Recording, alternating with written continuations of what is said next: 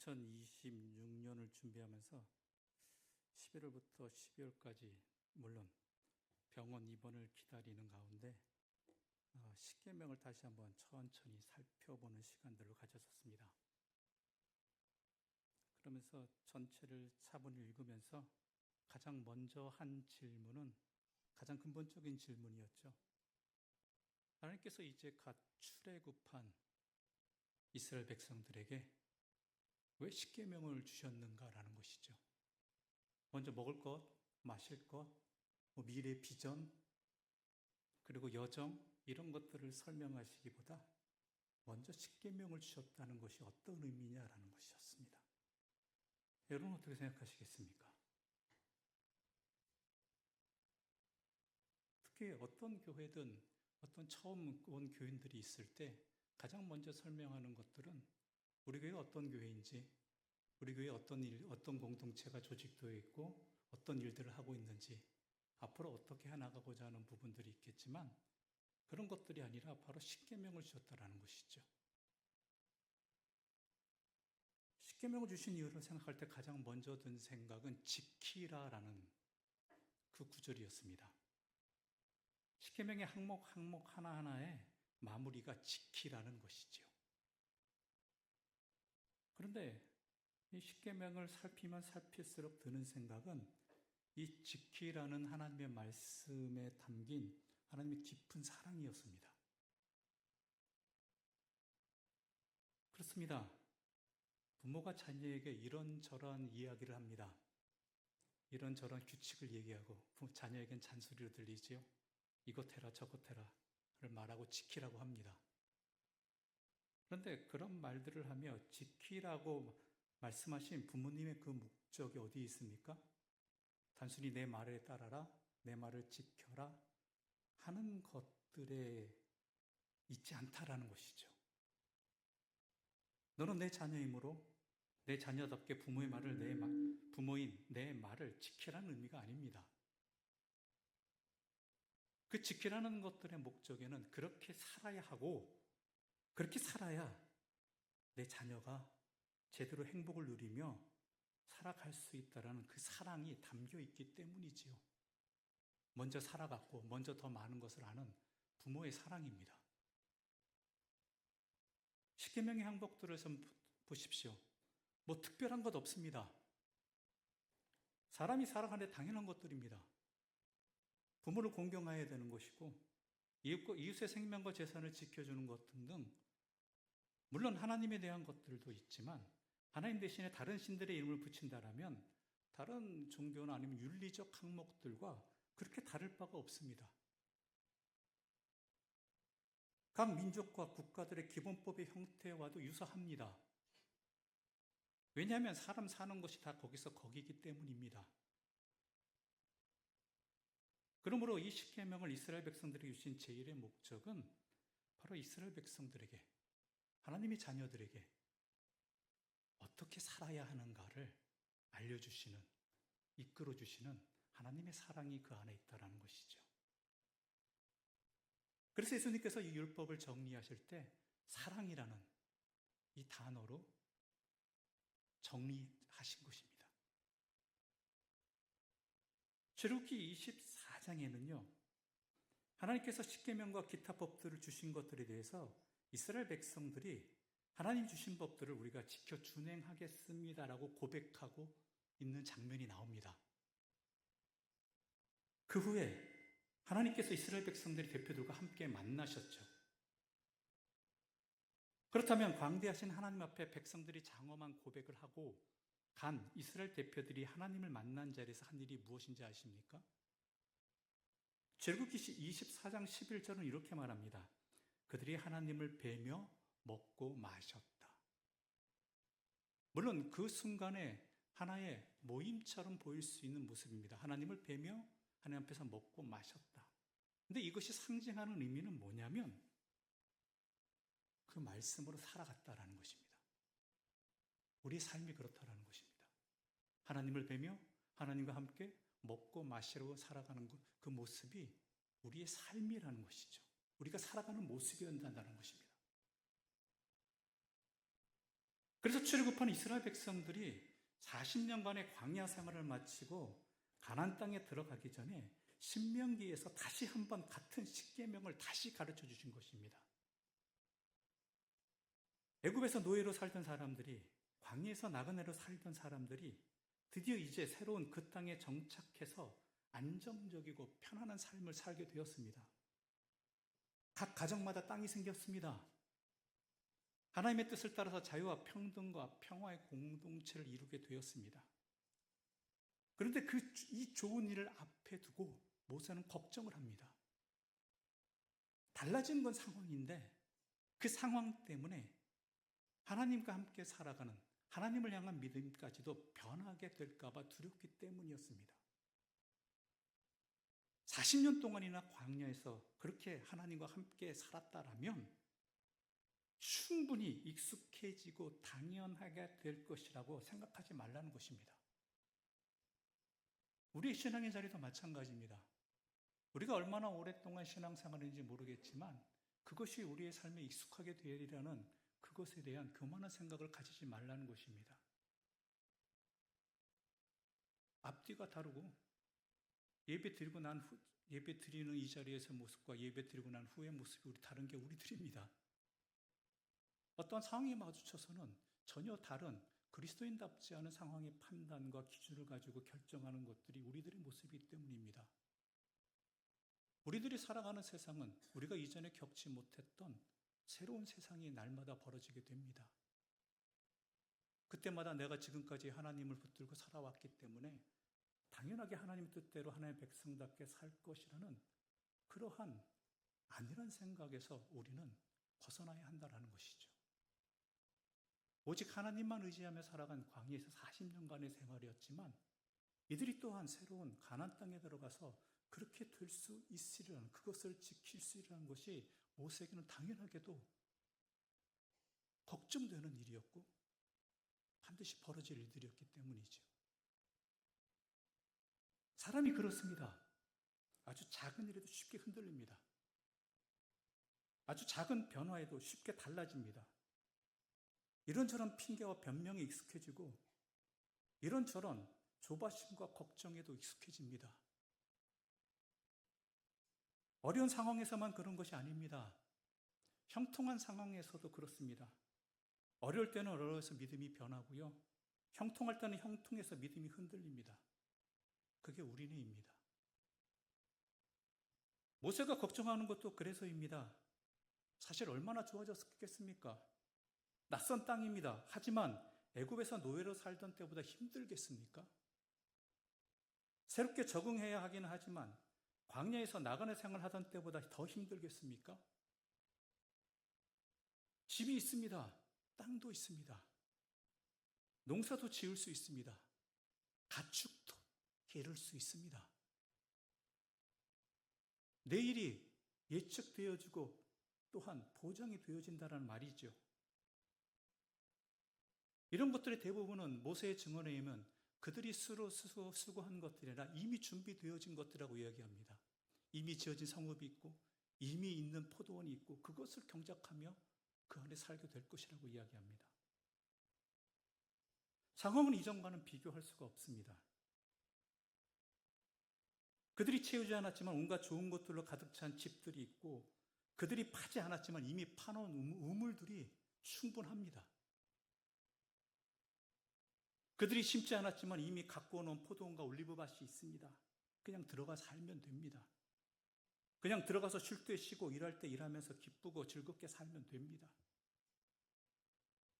그런데 모세는 그래서 행복하게 살라라고 이야기하지 않습니다. 오히려 그래서 하나님을 잊어버리지 않도록 조심하라고 이야기합니다. 딱히 그럴 만한 이유가 생긴 것도 아닙니다. 이전엔가 하나님과 동행했으면 이후로도 하나님과 동행하면 됩니다. 이전에 믿음으로 살아왔다라면 이후로도 믿음으로 살아가면 됩니다.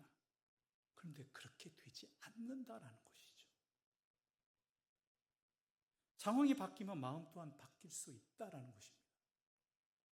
하나님을 잊어버리고 다른 우상들을 섬기고 하나님 없이 살아가다가 인생의 끝을 맞이할 수 있다라는 것입니다. 실제로 그렇게 되었지 않습니까? 그들의 눈과 마음이 온통 땅과 소유에 가버립니다. 그들의 눈과 마음이 온통 일과 성공에 가버립니다. 없던 집이 생기니 집 가꾸는 일에 여념이 없고, 없던 땅이 생기니 땅 살피는 일에 여념이 없고, 없던 재산이 생기니까 재산 지키고 불리는 일에 여념이 없습니다. 그것이 조금이라도 손해날까 봐 두려워합니다. 광야에서 하나님께서 또한 주시는 이슈, 거두시는 이슈라는 이 믿음의 자리가 흔들려 버립니다. 없던 일이 생겨나니까 일에 빠져서 여념이 없습니다. 없었을 때도 하나님 바라보던 그 사람들이 이것저것 생기자 하나님을 잊어버립니다. 광야에서도 하나님을 찾던 그 사람들이 상황이 바뀌자가 어때요? 자기 소견에 좋은 대로 살아갑니다. 믿음으로는 달라진 상황에 적응하지 못하기로 할 것처럼, 믿음 가지고는 이제 살아가지 못할 것처럼 그렇게 안달복달합니다. 하나님께 섭섭하다고 하고 하나님을 도리어 풍요의 신 바알처럼 왜곡시켜버립니다. 이제는 하나님 자체를.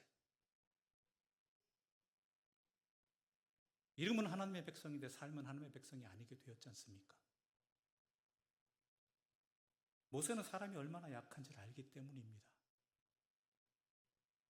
모세는 사람의 믿음이 얼마나 허술한지 알기 때문입니다. 오늘은 든든해 보여도 상황만 바뀌면, 그게 좋게든 나쁘게든 상황만 바뀌면 언제든지 허물어질 수 있는 것이 하나님을 향한 우리들의 믿음입니다. 그러므로 늘 조심하지 않으면, 늘 깨어있지 않으면, 평소에 잘 닦아두지 아니하면 어느샌가 희미해져 버리는 것이 우리 사람의 믿음입니다. 그래서 광야 40년 생활을 마치면서 가나안 땅에 들어가기 전 다시 한번 하나님의 십계명을 되새기고 풀이하고 살아가고 전하라고 모세는 이 말씀을 다시 한번 가르친 것이죠. 그런데 출애굽 때나 가나안 앞에 두고 변하지 않는 것이 하나 있습니다. 물론 내용들도 거의 안 변했지만 변함없는 건 순서입니다. 그런데 이 순서는 단순한 것이 아니지요. 우리가 제대로 살아가기 위해서는 먼저 하나님을 사랑해야 된다라는 것입니다. 첫 번째가 무엇입니까? 너에게는 나 외에는 다른 신들을 내게 두지 말라. 두 번째는 무엇입니까? 너를 위해 새긴 우상을 만들지 말고, 또 위로 하늘에 있는 것이나 아래로 땅에 있는 것이나 땅 아래 물속에 있는 것 어떤 형상도 만들지 말며 그것들에 절하지 말며 그것들을 섬기지 말라. 세 번째는 나는 내 하나님 여호와 이름을 망령되이 부르지 말라.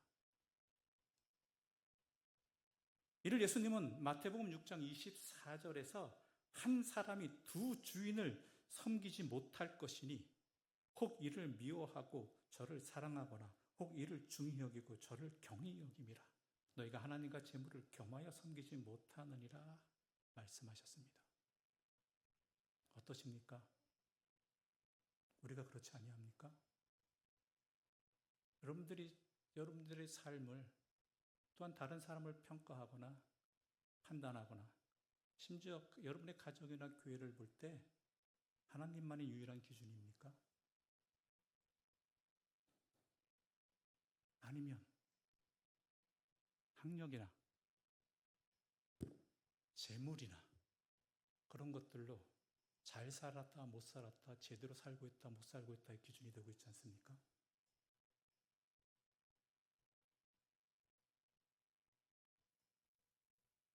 우리 갈릴리교회 2025년은 과연 하나님 앞에서 어떻게 해야 될까요?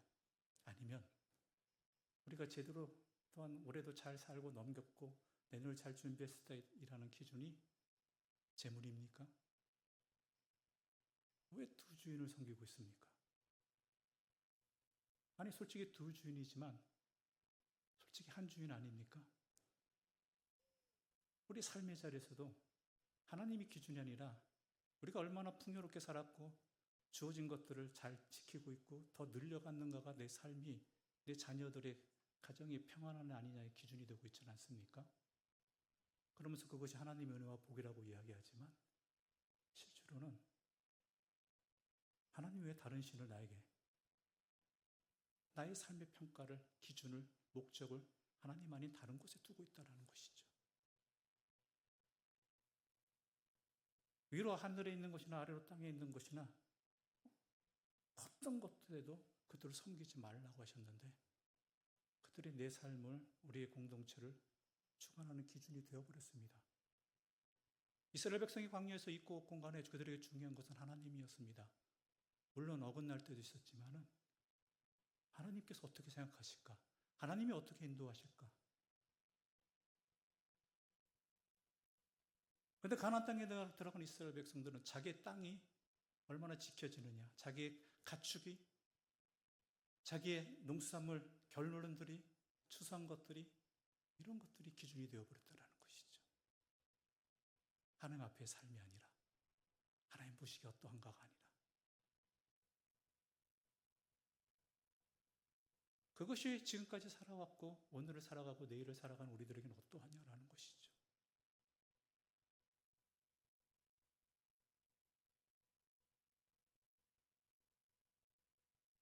병원에서 수술을 위해서 입원하면서 치료도 받고 그러면서 마음먹은 것이 하나 있었습니다. 기도하는 내용이라기보다는 이번 기회에 이렇게 하면 되겠다라고 생각했던 것들이 있었습니다. 치료도 받고 수술 잘 받고 그러면서 그동안 모자랐던 잠도 실컷 자고 그러면서 정신 육체적인 회복도 해야겠다라고 생각을 했죠. 근데 수술 받아보시면 아시겠지만 안 되죠. 더 피곤해집니다. 더 정신적으로 스트레스 받습니다. 잠잘 시간도 지속되지 못합니다. 밤이 되면은 2시간마다 와서 깨워가고 하지 않습니까? 그러니까 날마다 가뜩이나 몸이 피곤한데 힘든데 피로는 더 쌓여가고 마음은 더 불안해져 가는 것이죠. 불평불만이 쌓여들어가는 것이죠. 그런데 그러다가 문득 생각하게 된 결론이 있습니다. 내가 여기 온 제일의 목적은 뭡니까? 치료받으러 온 곳인데 참 제대로 못 잔다고 또한 계속 나를 힘들게 한다라고 그런 것들 때문에 내가 치료가 되고 있는 이 과정들을 도리어 누리지 못하고 감사하지 못하고 그러고 있다는 것이 내 자신이 점점 더 힘들어져가는 상황들. 감사도 없더라는 것이죠. 이거 도대체 왜 이렇게 해가지고 왜 수술을 받아가지고 라는 생각까지 들 정도였으니까요.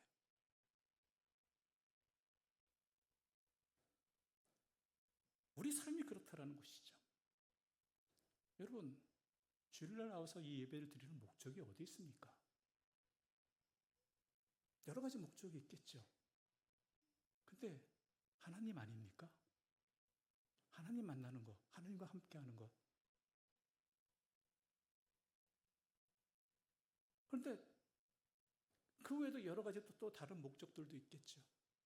그런데 그 다른 목적들 때문에 본질을 놓치고 있지 않은가라는 것이죠. 누군가와의 대화, 또 들은 이런저런 이야기들,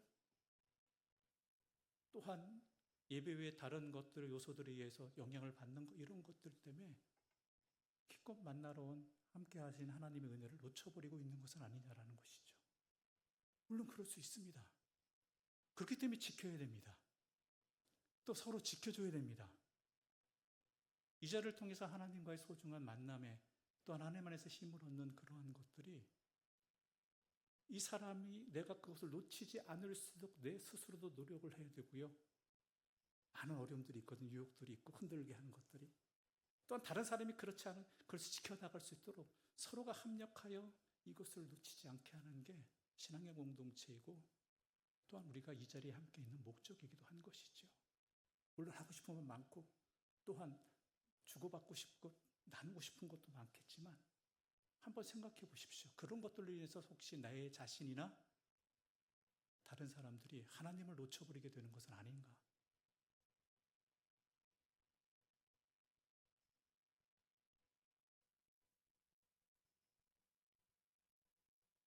하나님 아닌 다른 것들이 내 삶의 중심이 되고 가치관이고 기준이 될 때 이것은 모든 관계가 다 어그러질 수밖에 없다라는 것이에요. 그래서 하나님께서 애초에 처음부터 반복해서 1부터 3까지 하나님만 생각하라고, 두 주인을 섬기지 못한다라고, 너희들의 염려와 그런 것들로 그런 걸 놓치지 않게 하나님 나라의 의를 먼저 구하라고. 그래야지만 하나님의 자녀들이 모든 삶의 자리에서 제대로 살아갈 수 있다라고 이것을 우리에게 반복해서 말씀해 주고 계시는 것이죠.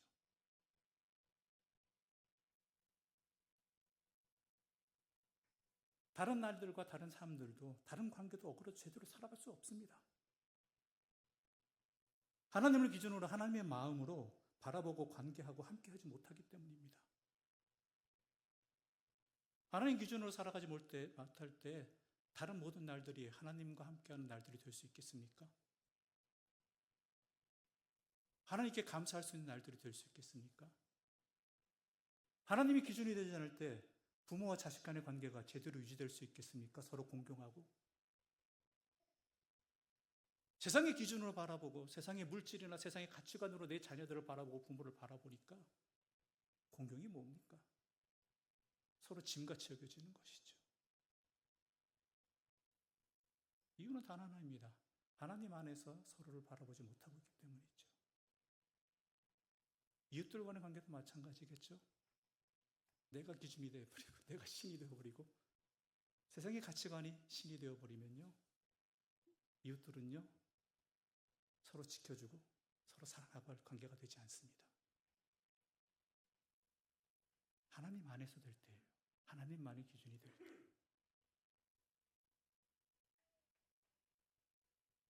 하나님을 먼저 삼을 때 다른 날들과 다른 관계도 제대로 살아갈 수 있다는 것이죠.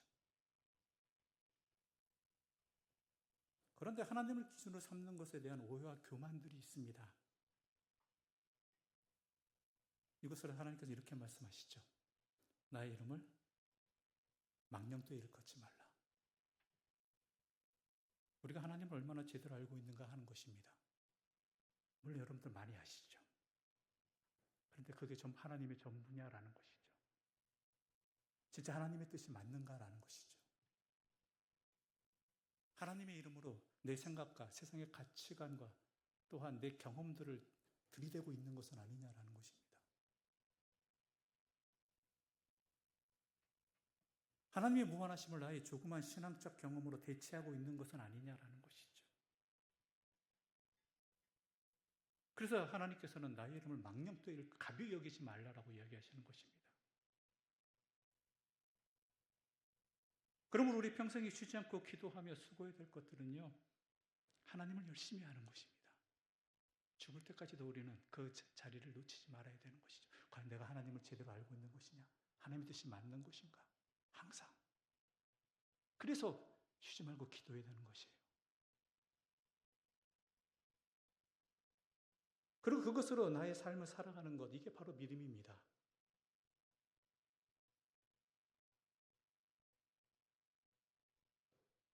여러분, 하나님을 아는 것이 나의 힘입니다. 내가 제대로 살아갈 수 있게 되는. 물론 지금까지 주신 것도 있죠. 그러나 그것이 전부라는 교만 속에 빠져서는 안 된다는 것이죠. 언제 어디서는 모든 순간에 당연한 일이랄지라도 하나님의 뜻이 어디 있는가 심사숙고해야 되고 맞는가 살펴야 되고 기도해야 되고,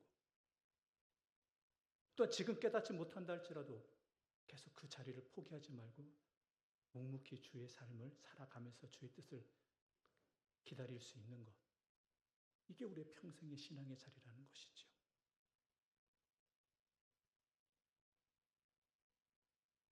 존의를 앞에 두고 심각하게 걱정하는 모세의 경고를 오늘 우리는 허투루 들어서는 안 됩니다. 나를 향해 주시는 말씀이기 때문입니다. 자신의 믿음을 과신하지 마셔야 됩니다. 상황이 변했다고 변명에 익숙해져도 안 됩니다. 그때 그 사람들이 그랬던 것처럼 내일 우리 또한 어떻게 될지 아무도 모릅니다. 그저 조심하면서 오늘을 주님과 동행하며 주의 뜻을 여쭈며 구하며 조심스럽게 살아가는 것이 우리들의 축복된 삶의 자리입니다. 왜냐하면 하나님 우리와 변함없이 함께 하시기 때문이죠. 그리고 지키시기 바랍니다. 오직 하나님만이 나의 하나님, 나의 주인이 되시길. 그리고 서로 지켜주시길 바랍니다. 적어서 교회에서는 그러지 않았으면 좋겠고요. 그럴 때 우리의 삶으로 이어질 수 있게 되는 것이고요. 우리의 주일의 자리가 다른 삶의 자리로도 또한 그렇게 하나님과 동행하며 하나님을 주인으로 섬기며 살아가는 참 생명의 삶을 살아가는 하나님의 삶을 되시길 바랍니다. 마지막으로 베드로전서 2장 11절과 12절의 말씀을 제가 받들었고 말씀을 마치도록 하겠습니다. 사랑하는 자들아, 거루민과 나그네와 같은 너희를 권하노니 영혼을 거슬러 싸우는 육체의 정욕을 제어하라. 너희가 이방인 중에서 행실을 선하게 가져 너희를 악행한다고 비방하는 자들로 하여금 너희 선한 일을 보고 오시는 날에 하나님께 영광을 돌리게 하려 함이니라. 아멘. 기도드리겠습니다.